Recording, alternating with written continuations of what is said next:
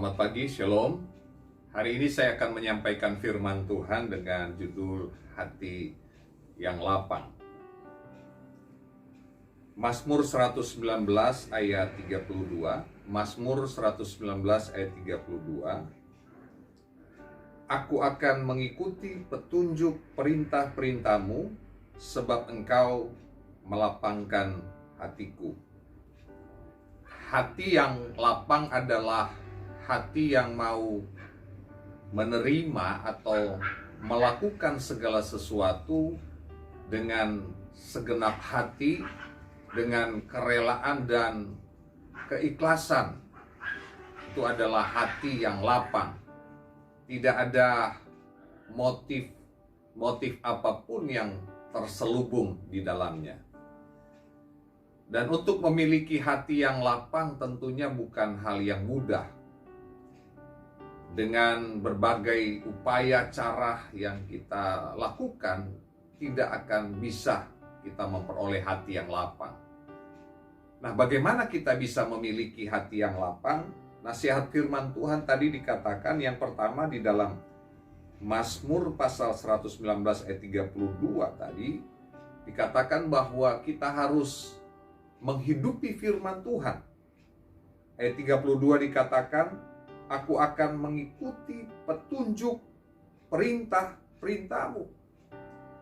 Jadi supaya memiliki hati yang lapang, kita harus mengikuti petunjuk Tuhan, mengikuti perintah Tuhan, menghidupi firman Tuhan. Bahkan di ayat 45 dikatakan, aku hendak hidup dalam kelegaan, sebab aku mencari titah-titahmu. Hati yang lapang adalah hati yang lega. Dan itu bisa diperoleh ketika kita mencari perintah-perintah Tuhan. Itu yang pertama, menghidupi firman Tuhan. Yang kedua, kita harus berfokus kepada Tuhan. Kolose 3 ayat 23 dan 24 berkata, apapun juga yang kamu perbuat, perbuatlah dengan segenap hatimu seperti untuk Tuhan dan bukan untuk manusia. Kamu tahu bahwa dari Tuhanlah kamu akan menerima bagian yang ditentukan bagimu sebagai upah. Kristus adalah Tuhan dan kamu hambanya. Segala sesuatu yang kita fokuskan untuk Tuhan itu akan membersihkan hati kita sehingga kita memiliki hati yang lapang. Nah, dalam perjanjian baru kita melihat ada seorang tokoh yang bernama Barnabas. Dia memiliki hati yang lapang. Barnabas adalah salah satu anggota jemaat mula-mula. Nama aslinya disebut sebagai Yusuf, yang artinya anak penghiburan. Jadi Barnabas berarti anak penghiburan. Dalam Kisah Rasul pasal yang ke-9 ayat 26 hingga ayat yang ke-28, setibanya di Yerusalem, Saulus mencoba menggabungkan diri kepada murid-murid, tetapi semuanya takut kepadanya karena mereka tidak dapat percaya bahwa ia juga seorang murid.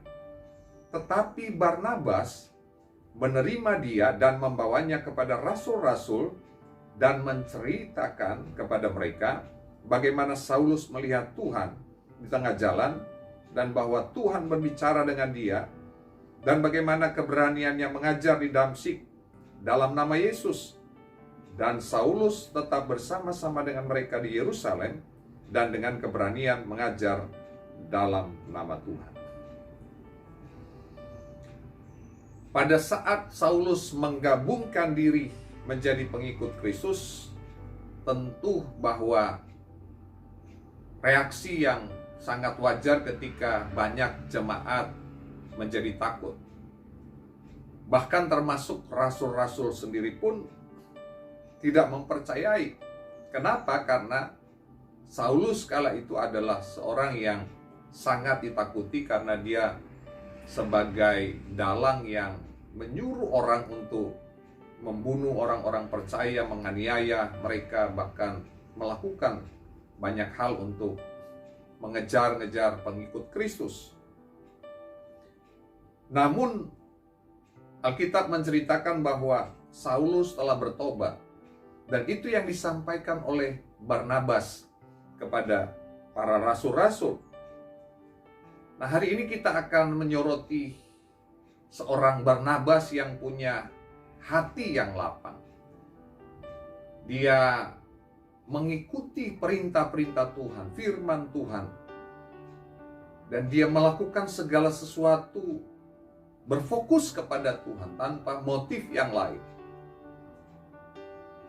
Apa yang kita bisa pelajari dari Barnabas ini? Apa ciri orang yang memiliki hati yang lapang? Yang pertama, kalau kita melihat di ayat yang ke-36 dan 37 dalam Kisah Rasul pasal 4 dikatakan, demikian pula dengan Yusuf yang oleh rasul-rasul disebut Barnabas, artinya anak penghiburan, seorang Lewi dari Siprus. Ia menjual ladang miliknya, lalu membawa uangnya dan meletakkannya di depan kaki rasul-rasul. Yang pertama adalah Barnabas ini dia suka memberi dan berbagi. Dia orang yang murah hati, dia tulus hatinya.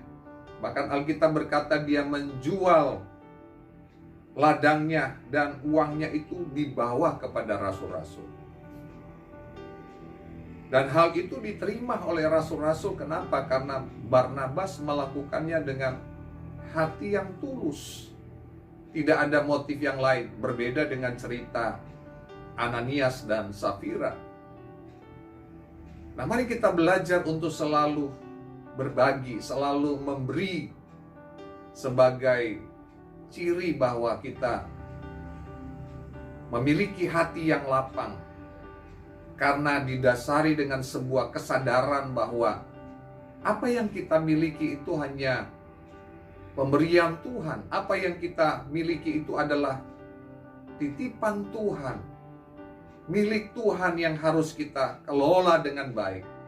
Sehingga kita tidak menjadi orang-orang yang egois, tapi kita peduli dengan punya kemurahan hati untuk selalu berbagi dan memberi kepada orang lain. Itu yang Yesus lakukan bagi kita. Yesus tidak pernah menahan segala sesuatunya. Bahkan hidupnya sendiri Dia telah bagikan, Dia telah beri untuk kita semua supaya kita diselamatkan. Miliki hati yang lapang ditunjukkan dengan ciri memberi dan berbagi. Yang kedua, orang yang memiliki hati yang lapang, dia punya hati yang tulus. Hati yang tulus artinya dia tidak iri ketika melihat orang lain berhasil. Dia tidak senang ketika melihat orang lain jatuh dalam kesusahan. Kisah Rasul pasal 11 menceritakan di ayat yang ke-23, setelah Barnabas datang dan melihat kasih karunia Allah, bersukacitalah ia. Ia menasihati mereka supaya mereka semua tetap setia kepada Tuhan. Nah, Barnabas melihat keberhasilan pelayanan orang lain. Dia bersukacita, dia senang, bahkan dia ikut terlibat di dalamnya. Dia mendorong mereka semua supaya semakin giat, semakin maju di dalam Tuhan. Bagaimana dengan kita, Bapak Ibu Saudara? Kalau hari ini kita masih gak senang ketika melihat orang lain berhasil, orang lain sukses, bahkan kita menganggap itu sebagai sebuah ancaman buat kita, itu sebagai pertanda bahwa kita belum memiliki hati yang lapang. Dan kalau itu terjadi berarti kerohanian kita belum sehat. Tapi hari ini kita belajar dari seorang Barnabas. Biar kita bersukacita ketika melihat ada orang lain yang berhasil, yang sukses. Bersukacita ketika melihat ada gereja, pelayanan yang maju, ada penuaian jiwa-jiwa. Bukan sebaliknya, seperti di Mazmur 73, bagaimana ketika Bani Asaf menceritakan tentang keberhasilan orang-orang fasik. Dia merasa iri melihat hal itu. Tetapi kita harus menjadi orang-orang yang memiliki hati yang lapang. Bahwa kalau orang lain berhasil, kita pun harus bersuka cita. Yang ketiga, yang terakhir, apa ciri orang yang memiliki hati yang lapang yang ditunjukkan oleh Barnabas? Dia memberi kesempatan kepada orang lain. Kisah Rasul 15 ayat 37 dikatakan, Barnabas ingin membawa juga Yohanes yang disebut Markus, tetapi Paulus dengan tegas berkata bahwa tidak baik membawa serta orang yang telah meninggalkan mereka di Pamfilia dan tidak mau turut bekerja bersama-sama dengan mereka. Ada sebuah selisih pendapat antara Barnabas dan Paulus soal Markus. Paulus melihat dari sisi bahwa Markus telah berbuat kesalahan, telah mengecewakan, telah meninggalkan. Tapi belajar dari seorang Barnabas, dia memberi kesempatan kedua. Karena dia tahu bahwa hidup itu adalah anugerah. Dan kita pun kalau hari ini masih ada adalah kesempatan kedua yang Tuhan masih percayakan kepada kita. Kita jangan terburu-buru menjudge orang lain, menghakimi orang lain. Tapi mari belajar seperti Barnabas yang memberi kesempatan. Dan ini juga yang dilakukan oleh Yesus Kristus Tuhan kita. Tangannya selalu terbuka. Memberi kesempatan ketika kita gagal, ketika kita jatuh. Dia terus berkata, ayo nak, bangkit lagi, aku mengasihi engkau. Dan terbukti ketika Barnabas memberi kesempatan kepada Markus, Markus kemudian bangkit lagi, dan Tuhan memakai Markus dengan luar biasa untuk menjadi pemberita Injil.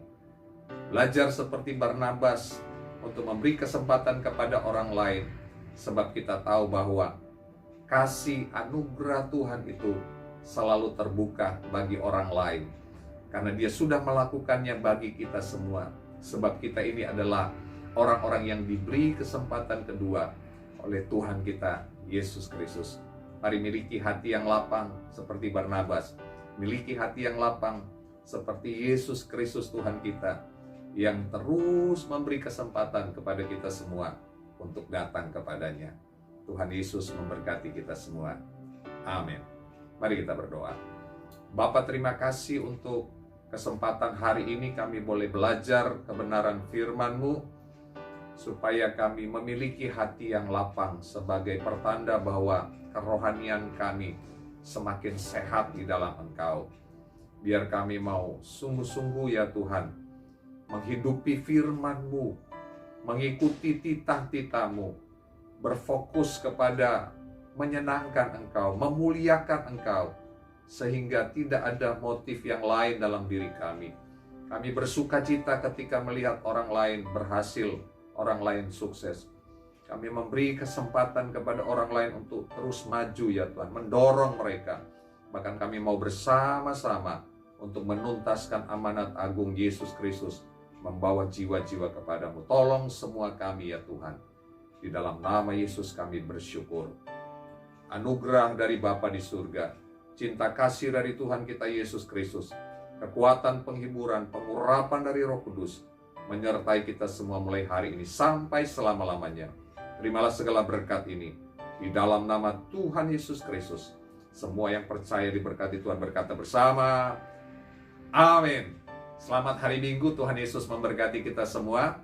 HOW, antusias, yes, yes, yes, haleluya.